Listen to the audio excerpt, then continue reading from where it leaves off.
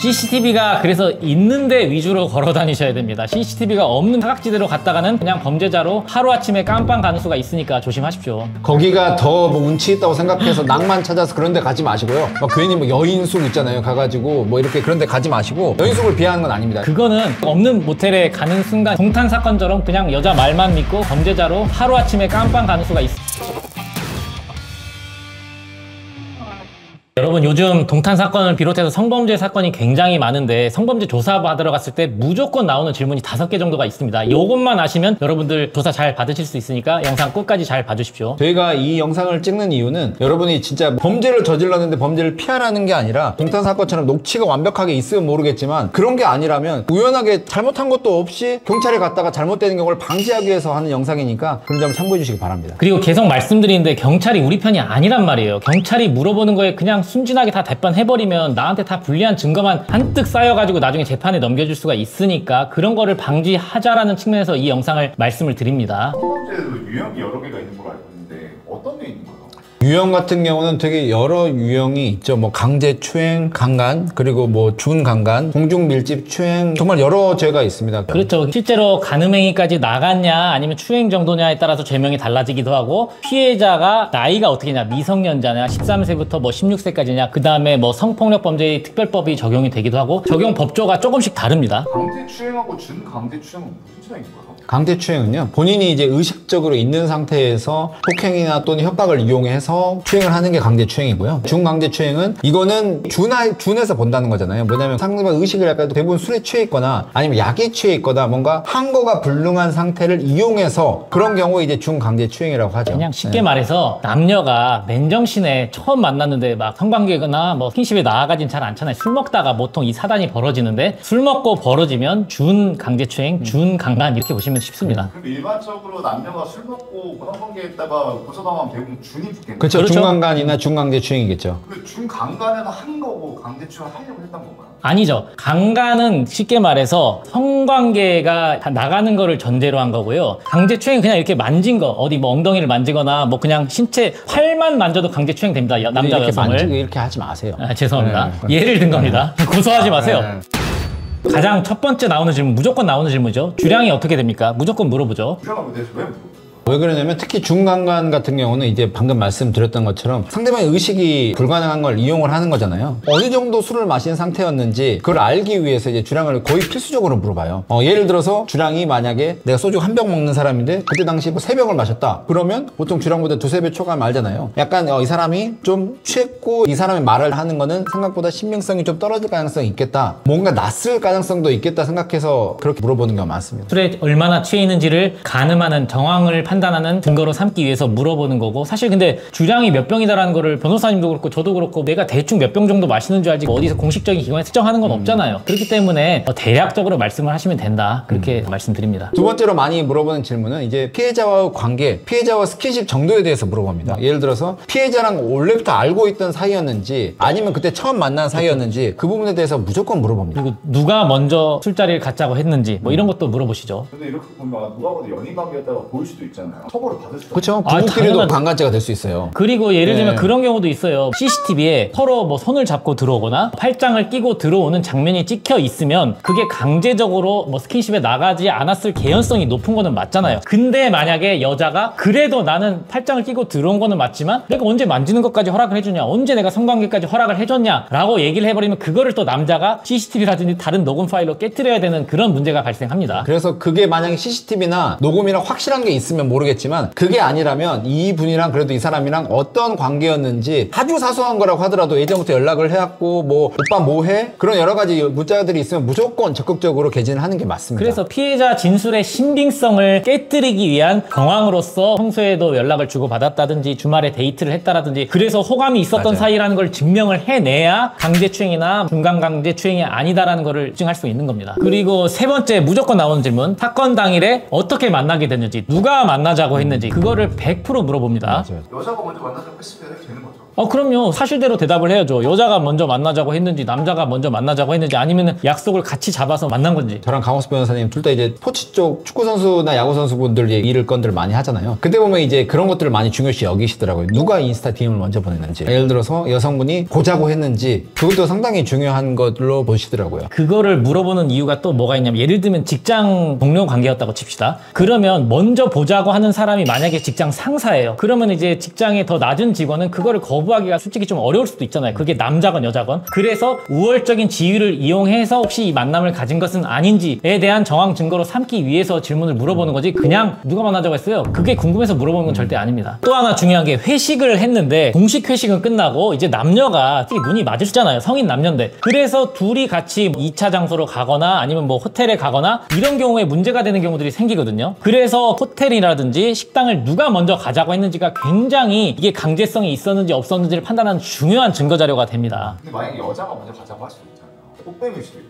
근데도 남자가 불리한 거야. 진짜 불리해요. 정말 이게 어려운 게 남자 입장에서는 진짜 미칠 노릇인 게요. 같이 입회를 하다 보면 너무 자세히 얘기를 하면 자세히 얘기하는 것도 의심스러워. 어떻게 이렇게 자세히 알아? 술을 많이 마셨다면서? 자세히 기억 못하면 왜 기억이 안 나요? 여자가 먼저 가자고 했다면서 얘기를 하니까 뭘 하더라도 너무 자세히 기억해도 의심스럽고. 그러니까 이게 진짜 화가 나고 열받는 거는 남자도 진술이 불분명하고 여자도 진술이 불분명하면 의심스러울 때는 피고인의 이익으로 판단하라고 돼 있잖아요. 의심스러울 때는 이거는 혐의를 인정하면 안 됩니다. 진짜 무고한 범죄자를 만드는 걸 수도 있잖아요. 그런데도 사법경찰관 검사님들은 그냥 기소를 해버린단 말이에요. 이렇게 하는 사건들이 많다 보니까 정말 CCTV라든지 녹음 파일이라든지 내가 내 권리를 보호할 수 있는 수단이 없으면 진짜 스킨십에 나아가시는 것은 신중하셔야 됩니다. 네 번째는 성관계 장소로 가게 된 경위에 대해서 무조건 물어보거든요. 본인이 만약에 기억을 한다면 정말 최대한 그래도 자세하게 얘기를 하는 게 도움이 됩니다. 예를 들어서 그냥 만약 기억이 난다면 뭐 방금 얘기했던 것처럼 우리가 혹시 내일 만약에 일이 있는데 어떻게 할 거야 얘기했을 때 어디 모텔로 가서 우리가 한참 같이 걷다가 여기 안 보이니까 이쪽에 들어갈까? 그렇게 해서 예를 들어서 자기가 기억나는 범위가 있다면 최대한 구체적으로 얘기하는 게 도움이 좀 됩니다. 그래서 가장 중요한 증거가 결국에는 여러분 말을 안 믿어요. 그 상황에서 여자랑 같이 그 회식기를 하거나 여자분이랑 같이 있을 때 녹취 켜두면서 데이트하는 사람이 어디 있어요? 녹취도 결국에는 못하는 경우가 대부분이란 말이에요. 그러면 결국 여러분의 동아줄은 CCTV예요. CCTV가 그래서 있는데 위주로 걸어 다니셔야 됩니다. CCTV가 없는 사각지대로 갔다가는 동탄 사건처럼 그냥 여자 말만 믿고 그냥 범죄자로 하루아침에 깜빵 가는 수가 있으니까 조심하십시오. 근데 오래돼서 CCTV가 없을 수도 있잖아요. 그럼 그때는 어떻게 해야 돼요? 그런 모텔은 나와야죠. 가시면 안 됩니다. 네, 그럼 나와야죠.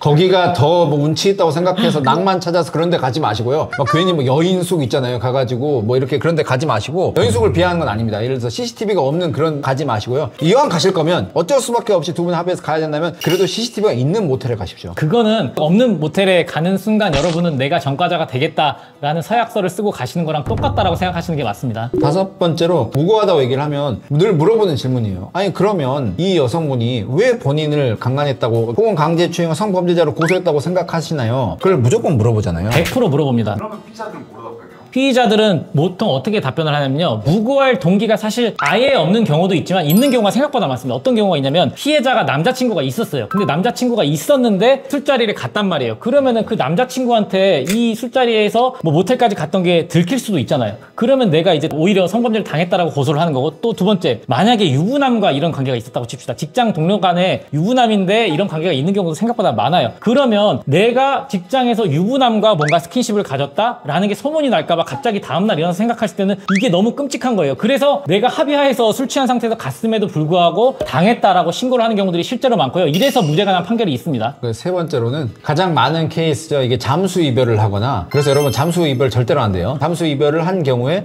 얘가 갑자기 이제 연락이 안 되거나 연락이 두절된 경우에 갑자기 얘 나한테 이런 식으로 상처를 줬어. 내 마음을 이렇게 이용했어. 얘기를 하면서 고소를 한 케이스들이 엄청 많아요. 특히 저희들이 맡았던 스포츠 스타 같은 경우에 이제 팬들을 만나거나 만약에 본인이 엄청 좋아했던 사람과 만났는데 연락이 끊기면 갑작스럽게 점점 카톡이 바뀌는 경우들 많잖아요. 처음에는 오빠 참 오늘 경기 멋있었어. 역시 오빠는 최고야. 오늘 또 화이팅? 두 번째도 오빠랑 같이 대화 나눴던 게 생각난다. 근데 연락이 점점 안 될까? 그 다음날 있으면 야 이 새끼야 너 새끼 너 진짜 너 이런 식으로 너 죽여버릴 거야. 점점 이제 완전히 다른 인격으로 바뀌는 경우가 많거든요. 잠수 이별은 정말 잘못된 방식이고요. 일단은 여러분들이 상대방 인격을 바꿔버릴 수도 있기 때문에 그래서 그렇게 얘기를 해요. 대부분 이제 사귀고 있다가 우리 연락을 좀 뜸하고 약간 헤어질 생각이 있다 보니까 그 여성분이 앙심을 품은 것 같다. 그런 부분의 답변도 가능합니다. 속단 같은 경우도 많이 있나요? 저희가 예전에 올렸던 영상 중에서 남자 담그는 법이란 영상 한번 보시면은 그 방법을 코치를 해주는 변호사가 실제로 존재한다는 걸 여러분들 아실 거고요. 실제로 일선 경찰서에서 성범죄를 담당하시는 수사관님이랑 만나서 얘기를 들어보면 어떤 여자 같은 경우는 클럽에서 한 200번 정도 고소고발이 들어온 분이 있으시다고 하시더라고요. 그러면 그 사람은 진짜 그걸로 해서 계속 합의금 장사를 하고 있는 거예요. 그러니까 진짜 그런 여성들 때문에 진짜 피해 여성들이 보호를 받지 못하는 상황이 벌어지면 안 되기 때문에 무고하는 여성들을 엄벌에 처해달라고 계속 말씀을 드리는 겁니다. 900번이나 그렇게 고소 고발을 했는데 계속 다 받아주는 거예요. 고소를 하면은 그 자체로 바로 수사기관에서 각하를 할 수가 없어요. 일단은 내가 당했다라고 피해를 국가한테 호소를 하기 때문에 그걸 무조건 입건을 해야 돼요. 그래서 남자를 조사를 해야 돼요. 그러니까 여자는 진술만으로 그냥 입건을 해준단 말이에요. 경찰도 의심을 해야 될 거 아니에요? 이제는 의심하죠. 그래서 두세 번씩 들어오면 그럴 수도 있다 생각하는데 한 여러 번 들어온다 생각해 봅시다. 그러면 그거는 상습범이잖아요. 오히려 그걸 통해서 합의금 장사를 하고 있을 수도 있는 거잖아요. 그래서 진짜 계속 말씀드리는 게 여성의 진술만으로 유죄를 인정하는 것은 정말 신중해야 됩니다. 지금까지 잘못된 성인지 감수성이라는 정말 듣도 보도 못한 그 용어 때문에 계속 여성의 진술만으로 유죄를 인정하라는 대법원 판결에 배치되는 판결이 처음으로 올해 나왔잖아요. 그 판결에 맞도록 이제 수사와 이 재판이 공정하고 철저하게 이루어져야 된다라고 계속 말씀을 드리는 이유가 바로 여기 있습니다. 5가지 질문들에 대해서는 무조건 물어보는 질문이니까요. 정말 무고하시다면 이 부분에 대해서는 대비를 해놓는 게 좋아요. 그리고 마지막으로 경찰분들이 엄청 프리한 질문을 물어보시기도 하거든요. 예를 들어서 본인이 여기 왜 왔다고 생각해요? 그렇게 막 물어보기도 해요. 뭔 이유를 얘기하라고 하면 너무 그런 얘기에 대해서 자세하게 얘기하실 필요가 없어요. 전혀 없죠. 오히려 자세하게 얘기를 하다 보면 말이 꼬이고요. 할 말에 대해서 나중에 다른 말과 배치되는 경우가 생길 수도 있으니까요. 그냥 최대한 드라이하게 얘기를 하고 정말 하고 싶은 얘기는 나중에 마지막 질문이 있거든요. 그때 이제 하고 싶은 말 있으면 그런 부분을 글로 쓰거나 하시면 됩니다. 그리고 피의자로 조사받으신 남성분들 중에 하고 싶은 말이 너무 많으신 분들이 있어요. 막 내가 진짜 억울해가지고 막 이런 얘기도 저런 얘기도 다 하고 싶은데 장문 단답 이 4글자만 기억하십시오. 수사관이 길게 물어보고 나는 짧게 대답을 해야 됩니다. 물어보는 거에 대한 핵심만 대답을 해야지 그게 조사가 정상적으로 이루어지고 증거를 수사관이 수집을 하지 내가 길게 말해버리면 그 말에 모순점을 찾아가지고 역공이 들어온단 말이에요. 결론을 최대한 단답형으로 얘기를 해야 돼요. 처음부터 일단은 단답형으로 결론부터 얘기를 하는 게 도움이 되는 경우가 많습니다. 여러분 이렇게 해서 오늘 알려드린 꿀팁 바탕으로 경찰 조사를 받게 되시면 조사 잘 받으시길 바라고요. 혹시 만약에 조사를 받으러 가시게 되면 혼자 가지 마시고 꼭 변호사를 선임을 해서 동석해서 조사를 받으시길 바랍니다. 그리고 오늘 말씀드린 것처럼 정말 동탄 사건도 그렇고 여러분들을 보호할 수 있는 거는 녹취도 그렇고 CCTV 정말 중요하잖아요. CCTV는 보통 한 몇 주 있으면 날아가거든요. 그렇기 때문에 일단 만약에 터지게 된다면 변호사랑 함께 어떻게든 CCTV를 확보를 해야 됩니다. 골든타임 놓치지 마십시오.